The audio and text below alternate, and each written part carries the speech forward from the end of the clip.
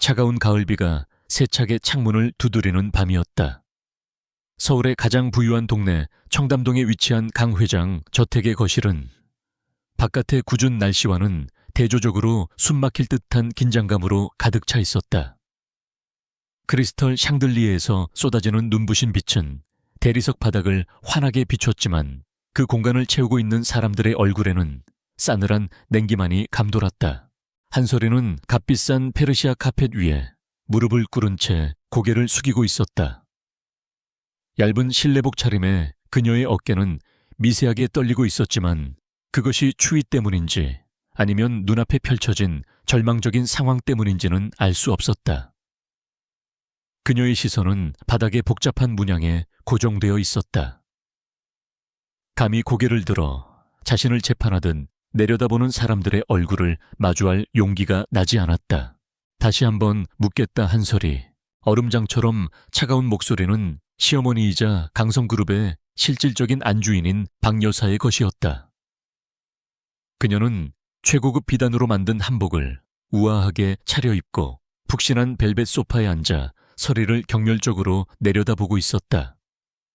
그녀의 얼굴에는 자비라고는 찾아볼 수 없었다. 우리 가문의 대대로 내려오는 비취, 봉황, 비녀. 네가 훔쳤지? 아닙니다, 어머님. 저는 정말 그런 적 없습니다. 서리의 목소리는 빗소리에 묻힐 듯 작고 떨렸다. 그녀는 지난 3년간 이 집에서 그림자처럼 살아왔다. 명문가 출신이 아니라는 이유만으로 결혼 첫날부터 시작된 시댁의 멸시와 구박을 묵묵히 견뎌왔다. 남편 강민혁을 사랑했기에 언젠가는 자신의 진심을 알아줄 것이라 믿었기에 모든 것을 감내했다. 하지만 오늘 그 마지막 희망마저 산산조각 나고 있었다. 아니라고 이 뻔뻔한 것. 그럼 내 방 옷장 깊숙한 곳에서 이게 나온 건 어떻게 설명할 테냐. 시누이인 강민아가 날카로운 목소리로 소리치며 테이블 위에 놓인 비단 주머니를 가리켰다. 주머니 안에는 영롱한 녹색빛을 뿜어내는 비취 비녀가 들어있었다. 강씨 가문의 부와 권력을 상징하는 값을 매길 수 없는 갑오였다. 서리는 저 비녀를 본 적도 만진 적도 없었다. 명백한 함정이었다. 저는 정말 모르는 일입니다. 누군가 제게 누명을 씌운 겁니다. 누명, 이 집에서 감히 누가 너에게 누명을 씌운단 말이냐. 천안 출신이 어디서 감히 발뺌을 해. 박 여사의 고함 소리의 서리는 어깨를 움츠렸다. 그녀는 마지막 희망을 걸고 소파 한쪽에 앉아있는 남편 강민혁을 바라보았다. 제발 민혁 씨, 당신만은 내 말을 믿어줘요. 우리가 함께한 3년의 세월이 있잖아요. 그녀의 눈빛은 애절하게 그에게 매달렸다. 하지만 민혁은 아내의 간절한 시선을 외면했다. 그의 잘생긴 얼굴은 고뇌와 혼란으로 일그러져 있었다. 그는 어머니의 분노와 아내의 억울함 사이에서 갈피를 잡지 못하고 있었다. 최근 강성그룹은 심각한 경영난에 허덕이고 있었다. 경쟁사인 태양그룹에 밀려 주가는 연일 폭락했고 자금 유동성은 최악의 상황이었다. 이 위기를 타개할 유일한 방법은 태양그룹과의 합병뿐이었고 그 조건으로 태양그룹의 윤 회장은 자신의 외동딸과 민혁의 정략 결혼을 요구했다. 민혁에게 서리는 더 이상 사랑하는 아내가 아니었다.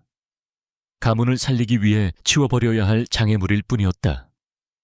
그는 괴로움의 입술을 깨물었지만 결국 아무 말도 하지 않았다. 그의 침묵은 서리의 심장에 비수처럼 꽂혔다. 그것은 유죄 판결과도 같았다. 봐왔지? 내 남편조차도 너를 믿지 않는다. 넌 이제 우리 강씨 가문 사람이 아니다. 박 여사는 차갑게 선언하며 자리에서 일어섰다.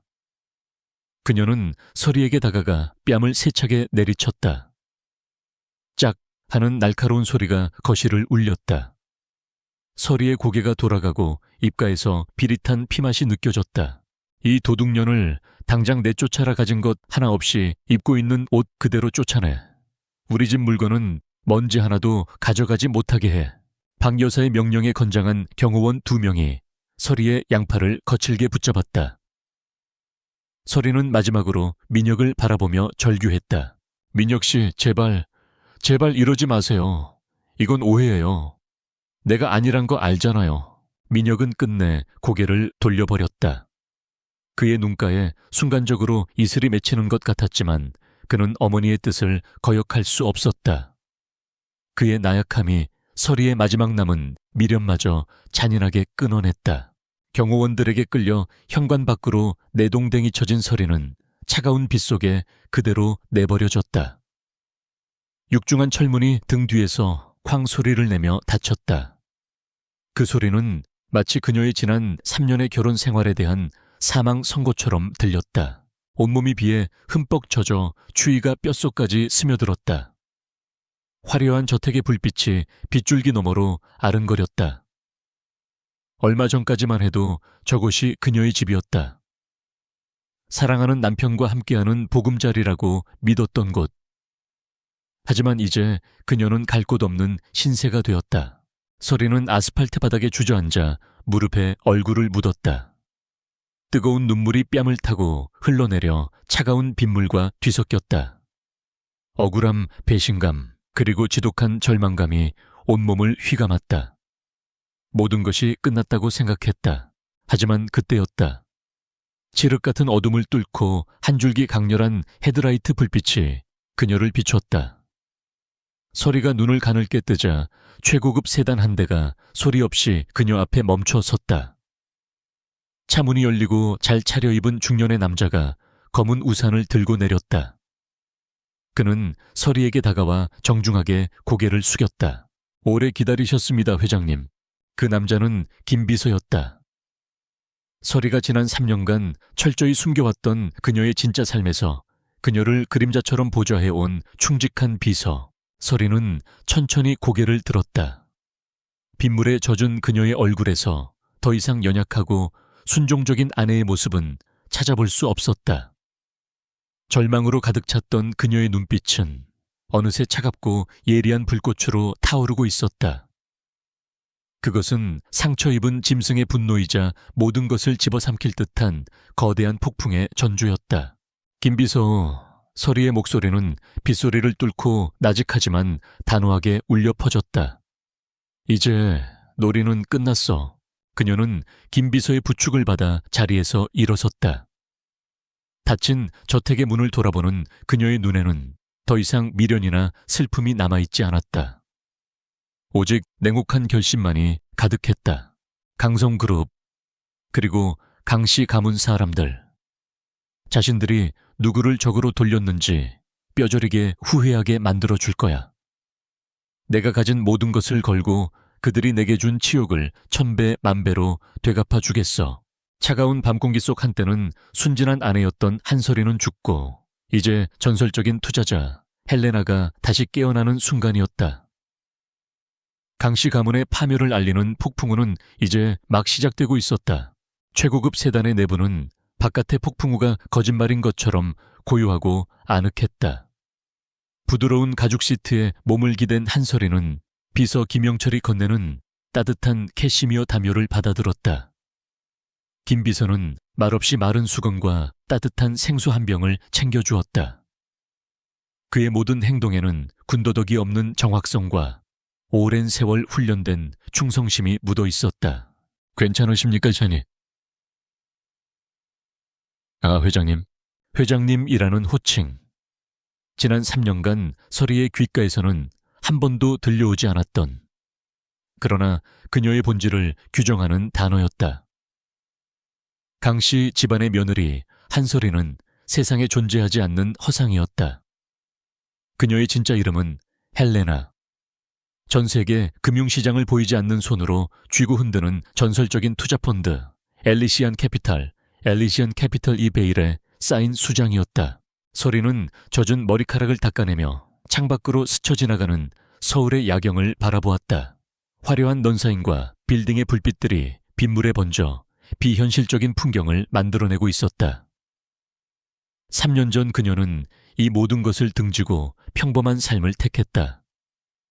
거대한 부와 권력이 주는 고독과 암투에 지쳐 진정한 사랑과 따뜻한 가정을 꿈꿨다. 그래서 자신의 신분을 철저히 숨긴 채 우연히 만난 강민혁과 사랑에 빠져 결혼했다. 그것은 그녀 인생 최대의 도박이자 가장 순진한 꿈이었다. 그리고 오늘 밤 그 꿈은 악몽이 되어 산산조각 났다. 김비서, 지난 3년간 내가 벌인 이 어리석은 연극에 대한 보고서는 다 읽었겠지. 서리의 목소리는 이전의 가냘픈 떨림 대신 강철처럼 차갑고 단단한 울림을 담고 있었다. 네 회장님, 모든 상황을 파악하고 있습니다. 그래, 이제 그 연극은 끝났어. 막이 내렸지. 관객들은 박수 대신 비수와 돌을 던졌고 그녀는 자조적인 미소를 지었다. 눈물은 이미 빗속에서 모두 흘려보낸 뒤였다. 남은 것은 심장을 얼려버릴 듯한 차가운 분노와 상처 입은 자존심뿐이었다. 차량은 한남동의 최고급 주상복합 아파트 지하 주차장으로 미끄러지듯 들어섰다. 이곳은 그녀가 헬레나로서 한국에 머물 때 사용하는 비밀 아지트였다. 전용 엘리베이터를 타고 도착한 펜트하우스는 강씨 저택의 고풍스럽고 과시적인 화려함과는 정반대의 공간이었다. 미니멀리즘의 정수를 보여주는 인테리어, 최고급 자재로 마감된 벽과 바닥, 그리고 한강과 서울의 야경이 한눈에 들어오는 거대한 통유리창. 이곳의 모든 것은 군더더기 없는 효율성과 절대적인 권위를 상징했다. 서리는 욕실로 들어가 흠뻑 젖은 옷을 벗어 던졌다. 뜨거운 물줄기를 맞으며 그녀는 강씨 집안에서 겪었던 3년간의 수모를 씻어냈다. 시어머니의 경멸 어린 눈빛, 신우이의 날, 선, 조롱. 그리고 무엇보다 사랑이라 믿었던 남편의 비겁한 외면. 그 모든 기억들이 뜨거운 증기와 함께 사라지는 듯했다. 잠시 후 그녀는 몸에 완벽하게 맞는 심플한 검은색 실크 블라우스와 바지 정장으로 갈아입고 거실로 나왔다. 젖었던 머리는 깔끔하게 말려 뒤로 묶었고 화장기 없는 얼굴에서는 더 이상 순종적인 며느리의 그림자를 찾아볼 수 없었다. 그곳에는 냉철한 지성과 카리스마를 지닌 지배자 헬레나가 서 있을 뿐이었다. 거실의 한쪽 벽면 전체는 거대한 미디어 원로 김비서가 태블릿 PC를 조작하자 순식간에 수십 개의 데이터 창과 그래프들이 화면을 가득 메웠다. 엘리시안 캐피탈의 글로벌 자산 현황, 각 대륙 지부의 실시간 보고, 그리고 변동하는 주가 지수들이 쉴 새 없이 움직였다. 수천억 달러에 달하는 자금이 그녀의 손끝에서 움직이고 있었다. 강성그룹, 현재 상황 브리핑해. 서리가 소파에 앉으며 나직이 명령했다. 김비서는 기다렸다는 듯 즉시 보고를 시작했다. 강성그룹은 현재 총부채 2조 7천억 원, 부채 비율 450%에 달하는 심각한 유동성 위기를 겪고 있습니다. 주력 사업인 건설 부문은 정부의 부동산 규제 강화로 직격탄을 맞았으며 신사업으로 추진하던 바이오 부문은 임상 실패로 막대한 손실을 기록했습니다. 현재 유일한 탈출구는 태양그룹과의 합병뿐입니다. 화면에 강성그룹의 재무제표와 조직도 그리고 강씨 일가의 개인 자산 내역까지 상세한 정보들이 떠올랐다. 엘리시안 캐피탈의 정보망은 국가정보기관을 능가할 정도로 치밀하고 광범위했다. 태양그룹의 윤 회장이 내건 합병 조건은 강민혁 상무와 그의 딸 윤채경 이사와의 결혼. 예상했던 대로군. 서어리는 차갑게 코웃음 쳤다. 사랑을 위해 모든 것을 버렸던 자신과는 달리 그들은 생존을 위해 사랑마저 거래의 수단으로 삼고 있었다. 김비서, 지금부터 내 지시를 정확히 수행하도록. 오차는 용납하지 않아. 명령만 내리십시오, 회장님. 서리는 자리에서 일어나 미디어 월 앞으로 다가갔다. 그녀의 눈빛은 마치 전장을 내려다보는 장군처럼 예리하게 빛났다. 1단계. 강성그룹의 돈줄을 모두 차단한다.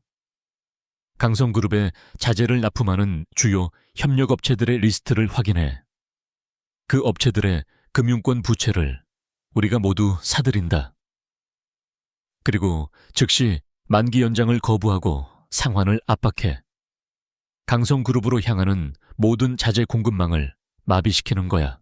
알겠습니다. 즉시 실행하겠습니다. 2단계. 내부를 흔든다.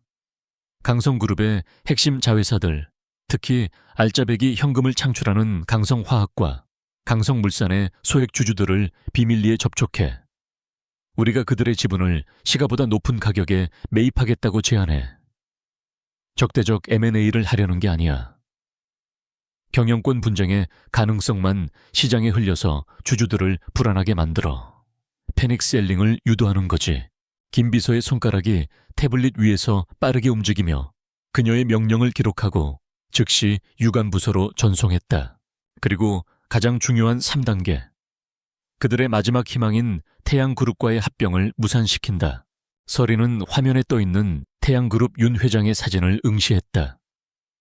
여우처럼 교활하고 돌다리도 두들겨보고 건너는 신중한 성격의 소유자. 윤 회장이 가장 두려워하는 건 불확실성이야. 익명의 소스를 통해 태양그룹 감사팀에 정보를 흘려 강성그룹이 제출한 재무제표가 사실은 분식회계로 부풀려진 것이며 우리가 파악한 우발 부채 규모가 상상 이상이라는 자료를. 증거는 조작해서라도 만들어 의심의 씨앗만 심어주면 돼. 윤 회장은 절대 썩은 동아줄을 잡지 않을 테니까. 그녀의 계획은 단순한 복수가 아니었다. 그것은 상대의 숨통을 서서히 그리고 고통스럽게 조이는 정교한 외과 수술과도 같았다. 단순히 무너뜨리는 것이 아니라 그들이 가장 소중하게 여기는 모든 것 돈명예 그리고 마지막 희망까지 을 스스로의 손으로 무너뜨리게 만들려는 것이었다. 마지막으로 강씨 일가의 모든 비자금 흐름과 탈세 혐의 전부 샅샅이 파헤쳐. 지금 당장 터뜨리지 마. 가장 결정적인 순간을 위한 비장의 카드로 남겨두는 거야. 모든 지시를 마친 서리는 창가로 걸어가 손에 든 와인잔을 가볍게 흔들었다. 붉은 와인이 달빛을 받아 마치 피처럼 보였다. 저 아래 수많은 불빛들 중 하나일 강씨 저택을 상상했다. 지금쯤 그들은 쫓아낸 며느리 걱정은 까맣게 잊고 태양그룹과의 합병이라는 달콤한 꿈에 젖어 있으리라. 천천히 그리고 아주 고통스럽게. 자신들이 쌓아 올린 성이 한 조각씩 무너져 내리는 것을 두 눈으로 똑똑히 지켜보게 해줘 김 비서. 그녀의 입가에 얼음처럼 차갑고 아름다운 미소가 피어올랐다. 지옥이 어떤 곳인지 내가 친히 보여줄 테니. 한소리에 시간은 끝났다. 이제 헬레나의 시간이 시작되었다. 복수의 여신이 마침내 잠에서 깨어났다. 한소리가 강씨 저택에서 쫓겨난 지 정확히 일주일이 지난 후 강성그룹의 제국에는 첫 번째 균열이 나타나기 시작했다. 그 균열은 눈에 보이지 않을 만큼 미세하게 시작되었지만 그 파괴력은 제국의 근간을 뒤흔들기에 충분했다. 강성그룹 본사 30층에 위치한 긴급 임원 회의실의 공기는 무겁게 가라앉아 있었다. 거대한 원목 테이블을 둘러싼 임원들은 하나같이 굳은 얼굴로 입을 다물고 있었다. 상석에 앉은 박 여사의 얼굴은 분노로 굳어 있었고 그녀 옆에 강민혁은 밤새 잠을 설친 듯 피곤한 기색이 역력했다. 대체 이게 어떻게 된 일이야? 박 여사가 테이블을 내리치며 소리쳤다. 그녀의 날카로운 목소리가 회의실의 침묵을 깼다. 20년 넘게 우리와 거래해온 대한시멘트와 간군철강이 하루아침에 납품을 중단했다니 이게 말이 된다고 생각하나. 최 전무, 건설 부문 총괄 최 전무가 자리에서 일어나 땀을 닦으며 입을 열었다. 송구합니다, 회장님. 저희도 백방으로 알아보았으나 그저 자신들의 자금 사정이 어려워졌다는 말만 되풀이하고 있습니다. 갑자기 채권 은행이 바뀌면서 즉시 대출금 상환을 요구해왔다고 합니다. 저희에게 미수금을 당장 현금으로 갚지 않으면 납품이 불가능하다는 통보를.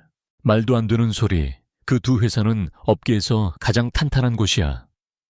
갑자기 자금 사정이 어려워질 리가 없어. 이건 분명 누군가의 계획적인 공격이야. 박 여사의 말에 임원들이 술렁였다. 그 순간 재무담당 김 상무가 떨리는 목소리로 보고를 이었다.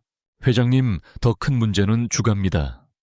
지난 사흘간 아무런 악재 공시 없이 주가가 15% 이상 폭락했습니다.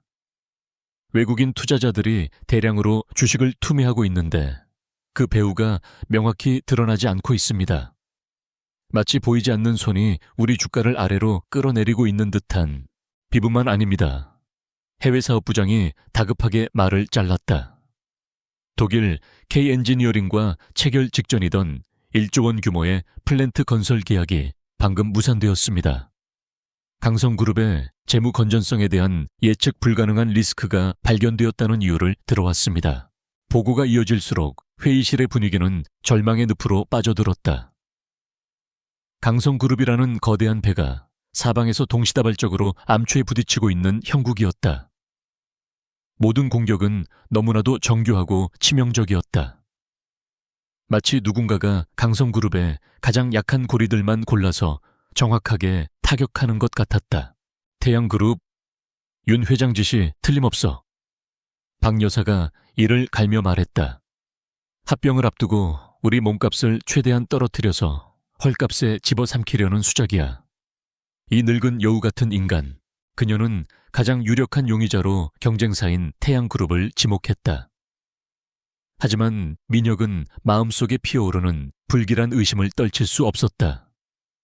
태양그룹의 방식은 항상 저돌적이고 거칠었다. 이렇게까지 은밀하고 교활하게 움직인 적은 없었다. 이번 공격은 마치 안개 속의 암살자처럼 흔적도 없이 강성의 숨통을 조여오고 있었다. 같은 시각 한남동 펜트하우스.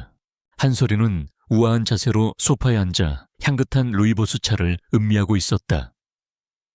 그녀의 눈앞에 펼쳐진 미디어 월에는 강성그룹의 주가 차트가 실시간으로 표시되고 있었다. 파란색 하락 곡선이 가파르게 곤두박질치는 모습을 그녀는 아무런 감정 없는 눈으로 바라보고 있었다. 보고 드립니다, 회장님. 김 비서가 그녀의 옆에 서서 보고했다. 지시하신 대로 대한시멘트와 강훈철강의 부실 채권을 엘리시안의 유령 자회사를 통해 모두 매입 완료했습니다. 현재 저희가 그들의 새로운 채권자입니다. 독일 K-엔지니어링 건은 저희 유럽 지부에서 K-엔지니어링의 이사회 멤버에게 강성그룹의 내부 부실에 대한 익명의 정보를 제공했습니다. 약간의 과장이 섞여 있었지만 그들의 계약 취소를 이끌어내기엔 충분했습니다. 주가 조작은 저희 퀀트 트레이딩 팀이 개발한 AI 알고리즘을 통해 수백 개의 해외 계좌로 분산하여 매도 물량을 쏟아냈습니다. 금융감독원에서도 추적은 불가능할 겁니다. 모든 것이 그녀의 계획대로 완벽하게 진행되고 있었다. 강성그룹이 혼돈 속에서 허우적거리는 동안 그녀는 고요한 지휘실에서 모든 것을 통제하고 있었다. 이것은 힘과 정보의 비대칭이 만들어내는 일방적인 학살이었다. 잘했어, 김비서. 이제 2단계로 넘어가지. 서리가 찻잔을 내려놓으며 말했다. 그들의 마지막 동아줄을 끊어버릴 시간이야. 며칠 후 강민혁은 약혼 여인 윤채경과 그녀의 아버지 윤 회장을 만나기 위해 최고급 한정식집을 찾았다. 결혼 날짜를 확정 짓기 위한 자리였지만 분위기는 예상과 달리 냉랭했다. 요즘 강성그룹이 많이 어렵다는 소문이 들리더군. 에피타이저가 나오기도 전에 윤 회장이 굳은 얼굴로 포문을 열었다. 언론에 보도된 것보다 상황이 훨씬 심각하다는 얘기도 있고 강남 로열팰리스 공사가 전면 중단되었다는 건 사실인가? 민혁의 얼굴이 굳어졌다. 정보가 새어나간 것이 분명했다. 일시적인 자재 수급 문제입니다. 곧 해결될 겁니다, 회장님. 해결될 문제라. 주가는 왜 그렇게 속절없이 무너지고 있는 건가? 그리고 독일 계약은 왜 파기된 거지? 내가 모르는 다른 악재라도 숨기고 있는 건 아닌지 심히 걱정스럽네. 윤 회장의 날카로운 질문에 민혁은 식은땀을 흘렸다. 그는 어떻게든 상황을 수습하려 애썼지만 한번 피어오른 의심의 불씨를 끄기엔 역부족이었다. 결국 그날 식사는 최악의 분위기 속에서 끝났다. 윤 회장은 두 사람의 결혼은 강성그룹의 경영 상황이 안정된 후에 다시 논의하는 것이 좋겠다며 사실상의 결혼 보류를 통보했다. 강성그룹의 유일한 희망이었던 태양그룹과의 합병에 빨간불이 켜진 것이다. 집으로 돌아온 민혁은 어머니 박 여사에게 모든 사실을 털어놓았다. 박 여사는 격노했다. 뭐, 윤 회장, 그 늙은이가 감히 우리 뒤통수를 쳐 이럴 순 없어. 이 결혼이 무산되면 우리 강성그룹은 끝장이야. 어머니의 절규와 분노가 거실을 가득 채웠다.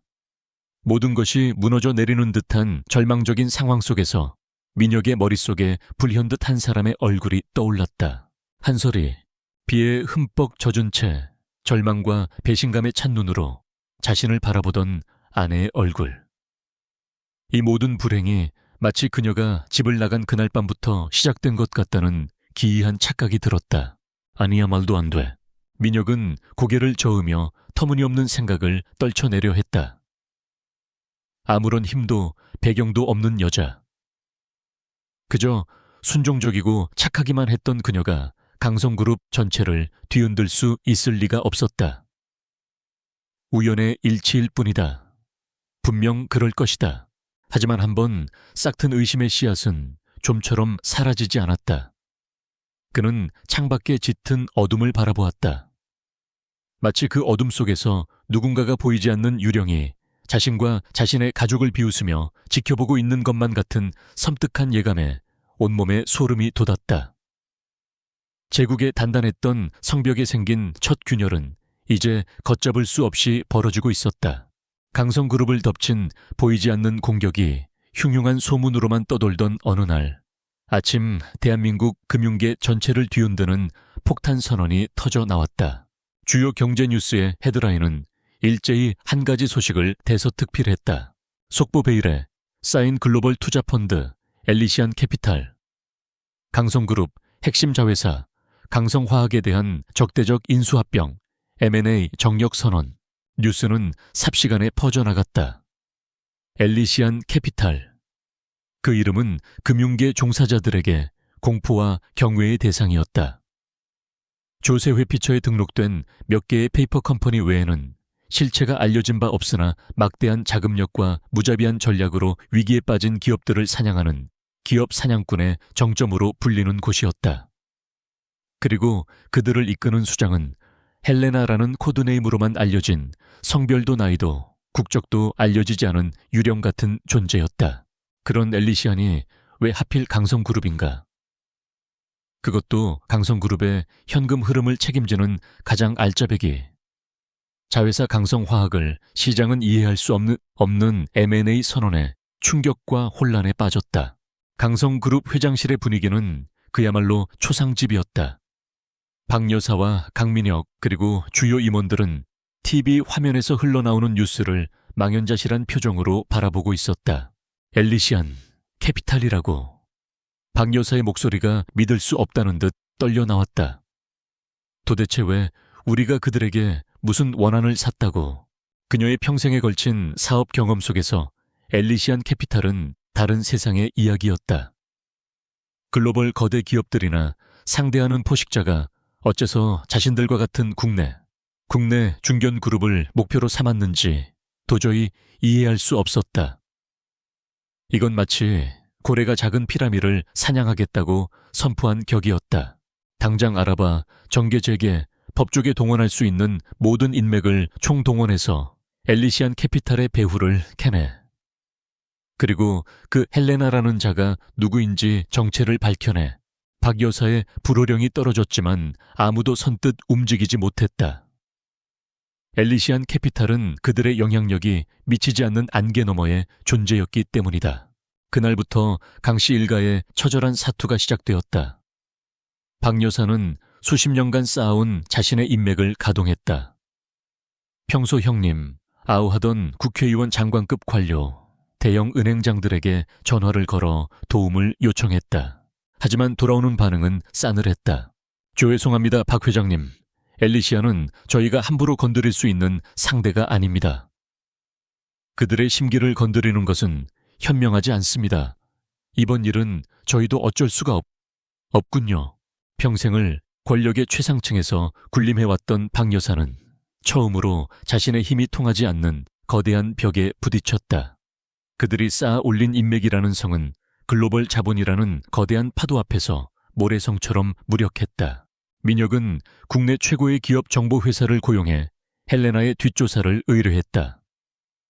수억 원의 착수금을 받은 정보회사는 며칠간의 조사 끝에 빈손으로 돌아왔다. 죄송합니다, 상무님. 저희 능력 바뀝니다. 헬레나는 말 그대로 유령입니다. 흔적이 없습니다. 월계에서는 그녀를 기계 속의 유령, Ghost in the Machine 이라고 부른다고 합니다. 보이지는 않지만 모든 것을 움직이는 존재라는 뜻이죠. 외부의 압박은 내부의 붕괴로 이어졌다. 적대적 M&A 소식에 강성화학의 직원들은 동요하기 시작했고 핵심 연구 인력들이 경쟁사로 이직하려는 움직임이 포착되었다. 주주들은 연일 회사를 상대로 소송을 걸겠다며 아우성쳤다. 태양그룹의 윤 회장은 공식적으로 합병 논의 중단을 선언하며 강성그룹에 대한 사형 선고를 내렸다. 완벽한 고립, 사면 초가였다. 강씨 일가가 절망의 구렁텅이에서 허우적대는 동안 헬레나 즉 한설이는 자신의 펜트하우스에서 이 모든 상황을 체스판을 내려다보듯 관망하고 있었다. 그녀는 런던, 뉴욕, 홍콩 지사장들과 홀로그램 화상회의를 진행하고 있었다. 화면 속에 각 지사장들은 세계 경제의 거물들이었지만 서리 앞에서는 공손한 부하 직원일 뿐이었다. 헬레나 강성 화학 인수건은 예정대로 진행 중입니다. 예상 저항은 미미한 수준입니다. 런던 지사장이 보고했다. 아프리카 히토류 광산 투자건과 실리콘밸리 AI 스타트업 자금 지원건도 차질 없이 진행되고 있습니다. 뉴욕 지사장이 뒤를 이었다. 그들에게 강성그룹 사태는 수십 개의 글로벌 프로젝트 중 하나에 불과한 사소한 업무였다. 서리는 담담하게 고개를 끄덕이며 몇 가지 지시를 내렸다. 그녀의 판단은 칼날처럼 예리했고 그녀의 결정은 거역할 수 없는 명령이었다. 회의를 마친 서리는 홀로 거실에 남아 창밖을 바라보았다. 그녀의 마음속에는 복수의 쾌감보다는 씁쓸한 허무함이 감돌았다. 그녀가 원했던 것은 이런 일방적인 파괴가 아니었다. 그녀는 단지 한 남자에게 진정한 사랑을 받고 평범한 가정을 꾸리고 싶었을 뿐이었다. 하지만 그 작은 꿈을 짓밟은 것은 바로 그들이었다. 한편 강민혁은 매일 밤 악몽에 시달렸다. 왜, 어째서 그 질문이 그의 뇌리를 떠나지 않았다. 세상에 수많은 부실기업이 있는데 왜 하필 엘리시아는 복수라도 하려는 듯이 강성그룹의 숨통을 조여오는 것일까? 그의 머릿속에 계속해서 한솔이의 마지막 모습이 떠올랐다. 빗속에서 절망하던 그녀의 눈빛. 그런데 그 절망 속에는 그가 한 번도 본 적 없었던 차가운 분노의 불꽃이 타오르고 있었다. 그는 미친 생각이라는 것을 알면서도 그녀가 떠난 후 시작된 이 모든 재앙들을 시간 순서대로 맞춰보기 시작했다. 모든 것이 너무나도 절묘하게 맞아떨어졌다. 잠을 이룰 수 없었던 어느 날 밤 민혁은 홀린 듯 한설이가 쓰던 작은 방으로 들어갔다. 3년간 그녀의 손때가 묻은 공간. 모든 것이 그대로였지만 이제는 주인 잃은 슬픔만이 가득했다. 그는 무의식적으로 그녀의 소박한 물건들을 뒤적였다.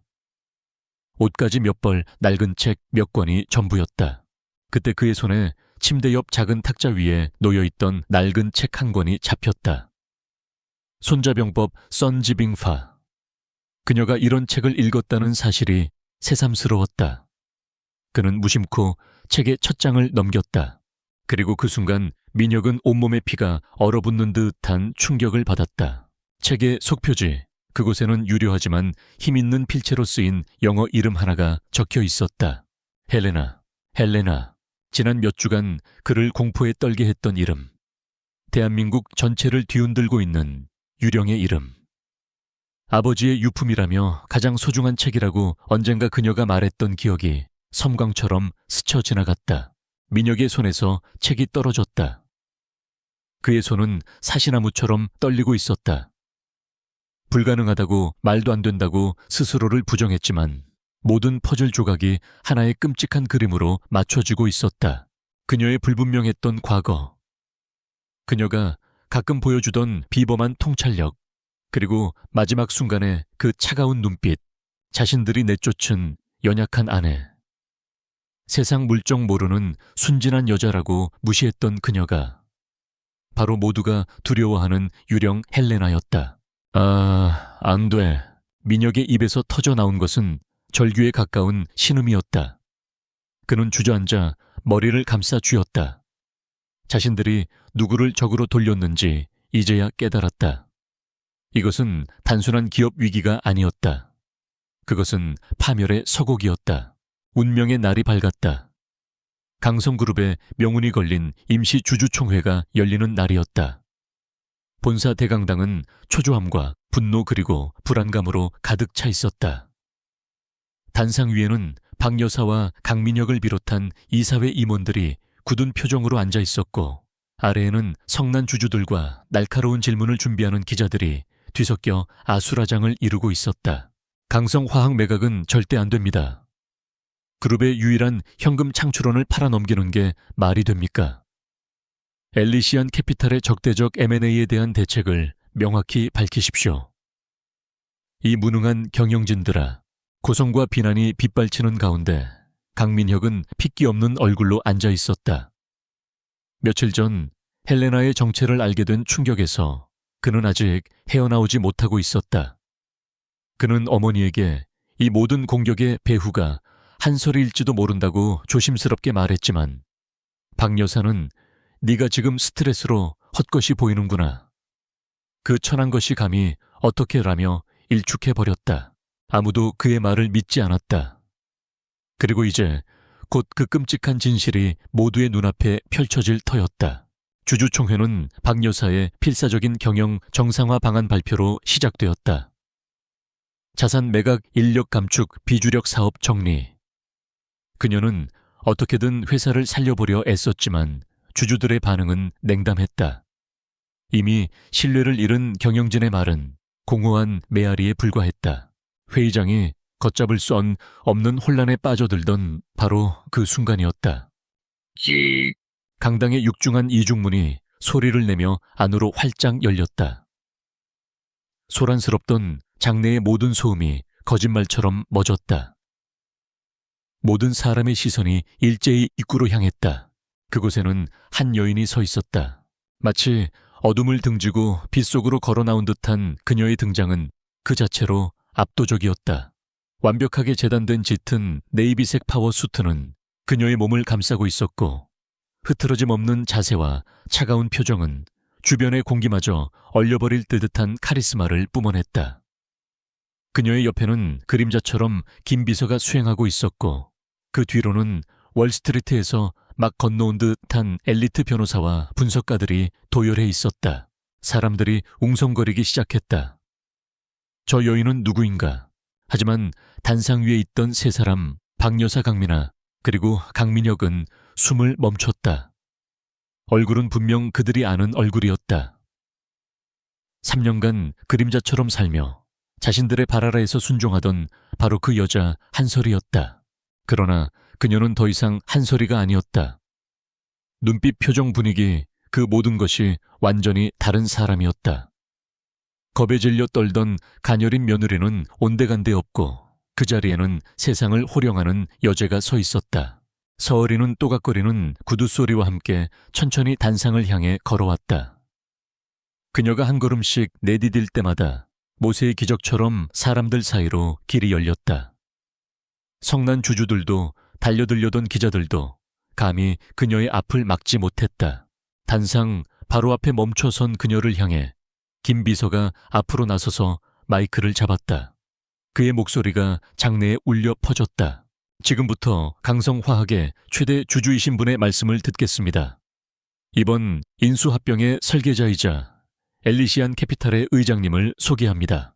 김 비서는 잠시 말을 멈추고 충격으로 굳어버린 강씨 일가를 차례로 쳐다본 뒤 마지막 한 단어를 천천히 그리고 분명하게 내뱉었다. 헬레나, 한솔이 의장님이십니다. 한솔이라는 이름이 터져 나오는 순간 시간은 멈췄다. 박 여사는 허엉 하는 비명과 함께 가슴을 부여잡고 뒤로 비틀거렸다. 만약 비서가 부축하지 않았다면 그대로 쓰러졌을 것이다. 신우이 강민아는 두 손으로 입을 막은 채 믿을 수 없다는 듯 고개를 저었다. 그리고 강민혁. 그는 자신의 눈앞에서 벌어지고 있는 비현실적인 광경을 보며 온몸의 힘이 빠져나가는 것을 느꼈다. 그의 가장 끔찍했던 악몽이 현실이 되어 그의 심장을 꿰뚫고 있었다. 장내는 폭탄을 맞은 듯한 충격과 경악의 도가니에 빠졌다. 자신들이 쓰레기처럼 내버렸던 전 며느리가 그들을 파멸 직전으로 몰아넣은 글로벌 포식자의 수장이었다니. 세상에 이보다 더 잔혹하고 기막힌 아이러니는 없을 터였다. 서리는 텅 비어버린 중앙연단으로 올라섰다. 그녀는 주주들을 향해 가볍게 목례한 뒤 마이크를 잡았다. 그녀의 목소리는 분노나 흥분 없이 얼음처럼 차갑고 침착했다. 강성그룹 주주 여러분, 그리고 전 가족 여러분, 오랜만입니다. 그녀의 시선이 먼저 이사회를 향했다. 방금 여러분이 발표한 경영 정상화 방안을 잘 들었습니다. 하지만 유감스럽게도 그 계획은 처음부터 실패할 운명입니다. 부실 자산을 매각한다고요. 이미 담보 가치를 초과한 껍데기뿐인 자산을 누가 사겠습니까? 인력을 감축한다고요. 핵심 인재들의 이탈을 가속화시켜 회생 가능성마저 없애는 자살 행위일 뿐입니다. 그녀는 강성그룹의 내부 사정을 손바닥 보듯 꿰뚫고 있었다. 그녀의 날카로운 지적에 임원들은 고개를 숙였다. 그리고 그녀의 시선이 마침내 박 여사에게 멎었다. 박 여사님, 당신은 제가 비치 비녀를 훔쳤다고 비난하며 저를 내쫓았습니다. 가문의 명예를 위해서라고 했지요. 서리가 손가락을 튕기자 그녀 뒤에 거대한 스크린에 영상이 켜졌다. 화면에는 비밀장부 해외 페이퍼 컴퍼니를 통한 자금 흐름도, 그리고 수백억 원대의 비자금 내역이 명백한 증거들과 함께 나타났다. 하지만 진짜 도둑은 바로 당신이었습니다. 당신은 지난 10년간 주주들의 돈을 훔쳐 비자금을 조성했고 회계를 조작해 세금을 탈루했습니다. 당신이 말하는 그 대단한 가문의 명예란 결국 당신의 탐욕을 채우기 위한 허울 좋은 명분에 불과했습니다. 박 여사의 얼굴이 하얗게 질렸다. 서리의 시선은 이제 마지막 사람 강민혁에게로 향했다. 그녀의 눈에는 사랑도 증오도 아닌 차가운 연민만이 담겨 있었다. 그리고 당신 강민혁 씨, 당신은 이미 썩어 문드러진 회사를 위해 당신의 아내를 버렸습니다. 그럴 가치가 있는 거래였나요? 민혁은 아무 대답도 할 수 없었다. 그는 죄인처럼 고개를 떨구었다. 서리는 다시 한번 장내를 둘러보며 마지막 선고를 내렸다. 이 인수합병은 더 이상 단순한 사업 거래가 아닙니다. 이것은 부패한 제국에 대한 정화 작업입니다. 엘리시안 캐피탈은 이 시간부로 강성화학의 의결권 있는 주식 51%를 확보했음을 공식적으로 선언합니다. 저는 새로운 최대 주주로서 이 자리에 있는 이사회 전원에 즉각적인 해임을 요구합니다. 그리고 강성그룹의 모든 불법 행위에 대한 전면적인 외부 감사에 착수할 것입니다. 그녀는 파멸의 벼랑 끝에 서 있는 강씨 일가의 망가진 얼굴들을 차례로 응시했다. 이것은 끝이 아닙니다.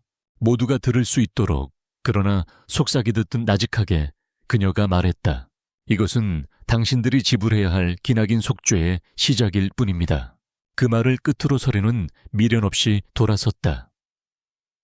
그녀는 제국의 폐허와 스스로 불러들인 지옥의 실체를 마주하고 망연자실한 한 가족을 뒤로 한 채 조용히, 그러나 위험 있게 강당을 빠져나갔다. 주주총회에서 한서리의 정체가 폭로된 다음 날, 대한민국은 발칵 뒤집혔다. 모든 신문 한 명과 방송사, 메인 뉴스는 재벌가 며느리의 화려한 복수라는 자극적인 제목으로 도배되었다.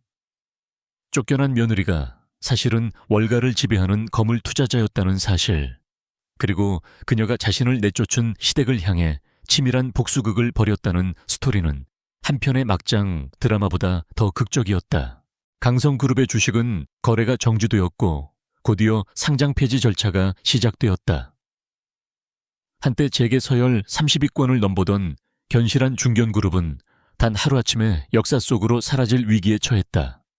제국은 그렇게 허무하게 무너져 내렸다. 그것은 시작에 불과했다. 서리가 주주총회에서 폭로했던 강씨 일가의 비자금 내역과 분식회계 자료는 익명의 제보자에 의해 검찰의 통째로 넘어갔다. 기다렸다는 듯이 검찰은 대규모 압수수색팀을 꾸려 강성그룹 본사와 강씨 일가의 청담동 자택을 급습했다. 박 여사와 강민혁 그리고 그룹의 핵심 임원들은 전원 출국 금지 조치를 당했고 그들의 모든 개인 계좌는 동결되었다. 한때는 법 위에 군림하며 세상을 호령했던 그들은 이제 검찰 포토라인에 서야 하는 비참한 범죄자 신세로 전락했다. 강씨 저택은 더 이상 부와 권력의 상징이 아니었다. 그곳은 모든 희망이 사라진 절망의 공간, 살아있는 무덤이었다. 끝났어. 모든 게 끝났어. 박 여사는 넋 나간 사람처럼 거실 소파에 주저앉아 허공을 보며 중얼거렸다. 평생을 바쳐 이룩한 모든 것이 신기루처럼 사라졌다. 돈명의 사람들 앞에서 굽히지 않았던 꼿꼿한 자존심까지. 이제 그녀에게 남은 것은 아무것도 없었다. 다 엄마 때문이야. 그깟 비녀 하나 때문에 왜 한 소리를 건드려서 이 꼴을 만들어.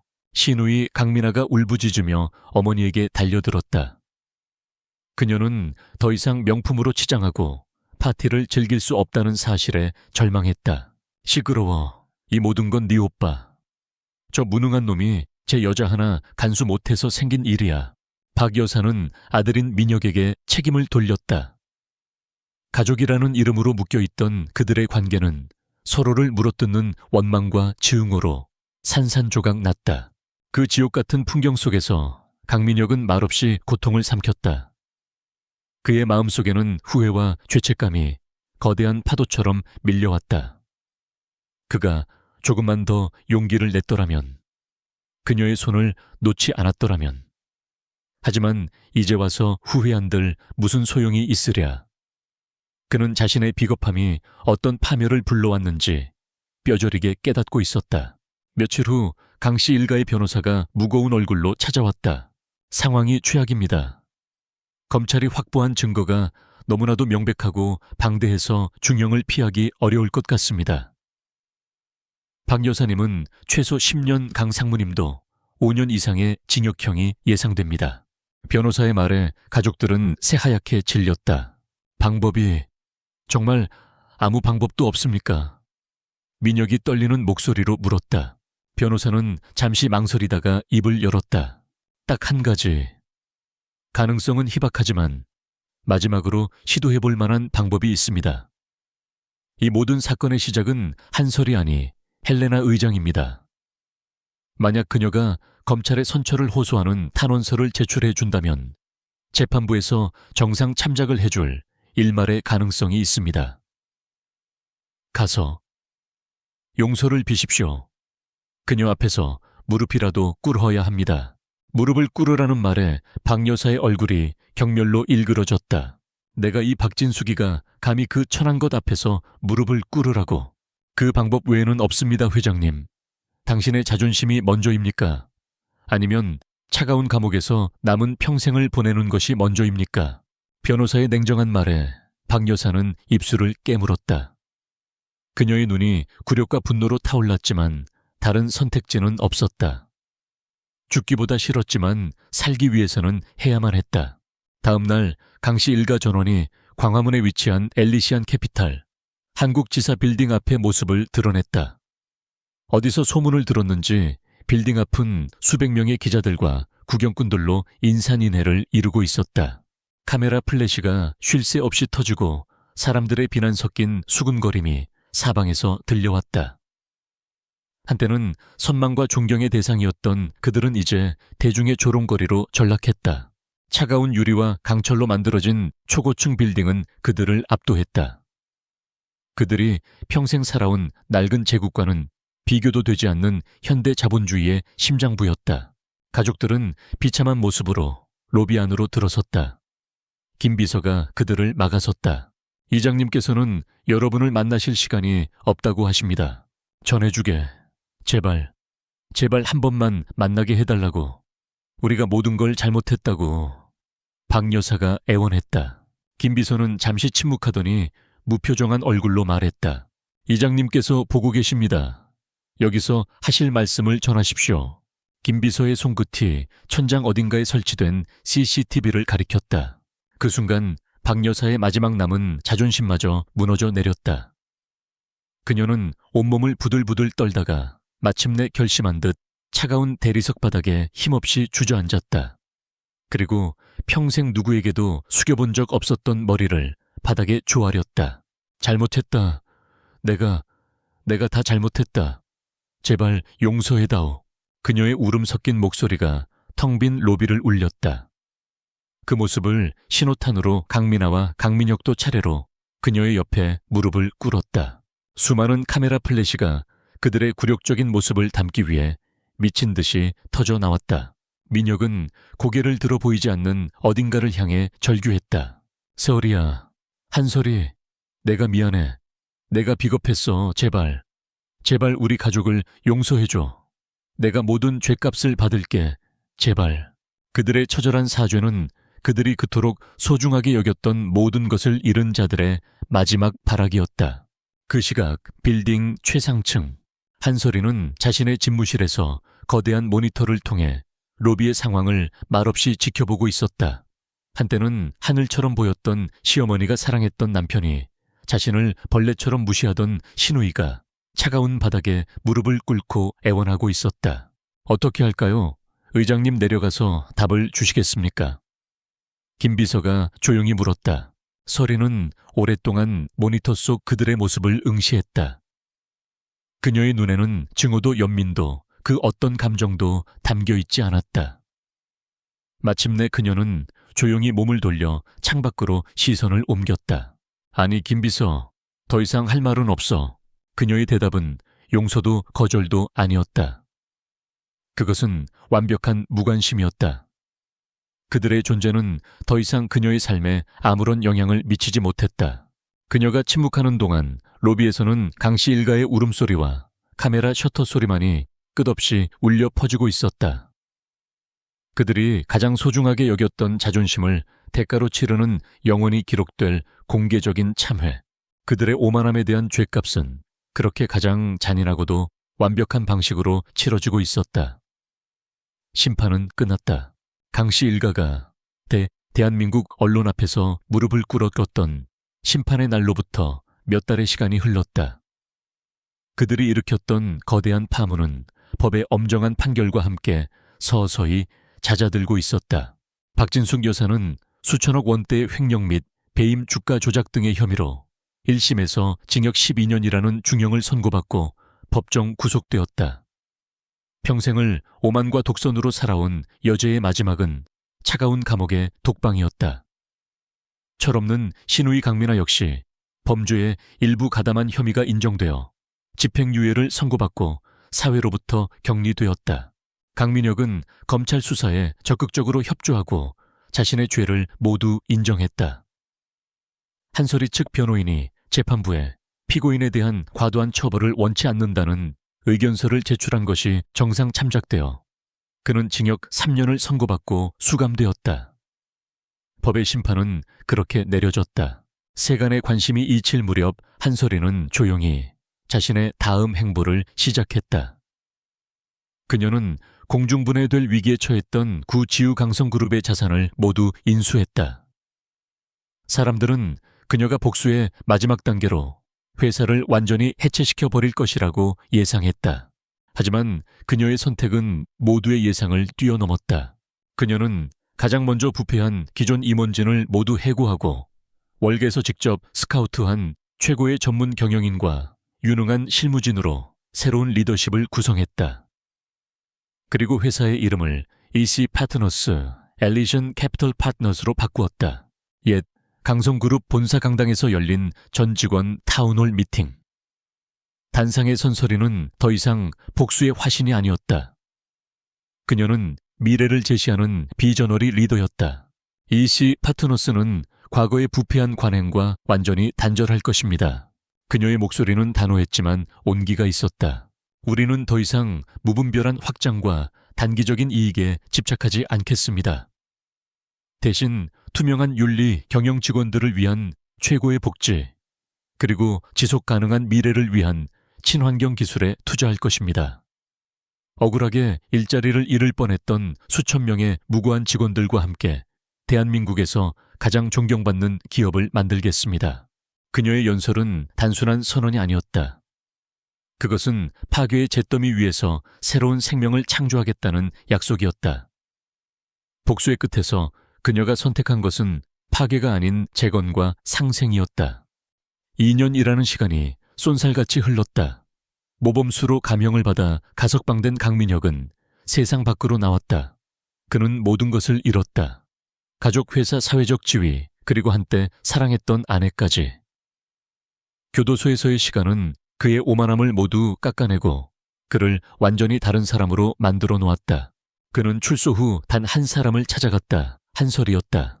그는 그녀의 회사 빌딩으로 찾아가지 않았다. 대신 그녀가 가끔 찾는다는 한적한 미술관 앞에서 며칠을 꼬박 기다렸다. 마침내 가을 햇살이 좋은 어느 날 오후 그녀가 모습을 드러냈다. 연만에 마주한 서리는 더욱 깊고 단단해져 있었다. 그녀의 얼굴에서는 더 이상 과거의 상처나 분노의 흔적을 찾아볼 수 없었다. 오직 평온함과 자신감만이 가득했다. 서리 씨. 민혁은 차마 그녀의 이름을 편하게 부르지 못하고 어색하게 입을 열었다. 서리는 놀란 기색 없이 담담한 눈으로 그를 바라보았다. 오랜만이네요, 강민혁 씨. 건강해 보여서 다행입니다. 나는 사과하러 왔어요. 민혁이 떨리는 목소리로 말했다. 회사를 잃게 한 것에 대한 사과가 아니에요. 우리 가족을 파멸시킨 것에 대한 원망도 아니고요. 그건 모두 우리가 받아 마땅한 벌이었으니까. 내가 사과하고 싶은 건 그 비 오는 밤 당신을 혼자 내버려 뒀던 내 비겁함에 대해서예요. 남편으로서 한 인간으로서 당신을 지켜주지 못했던 그 죄에 대해서 평생 후회하며 살고 있어요. 그의 눈에서 뜨거운 눈물이 흘러내렸다. 그것은 동정을 구하기 위한 눈물이 아닌 뼈저린 참회의 눈물이었다. 우리 모든 걸 다 잊고 아무도 없는 곳에서 새로 시작하면 안 될까요? 내가 평생 당신에게 속죄하며 살게요. 제발. 그것은 그의 마지막 남은 희망이자 가장 이기적인 부탁이었다. 서리는 그의 말을 끝까지 조용히 들어주었다. 그녀의 눈빛은 흔들리지 않았다. 그녀는 부드럽지만 단호한 목소리로 대답했다. 민혁 씨, 당신이 사랑했던 혹은 사랑한다고 믿었던 한솔이는 내가 연기했던 인물이에요.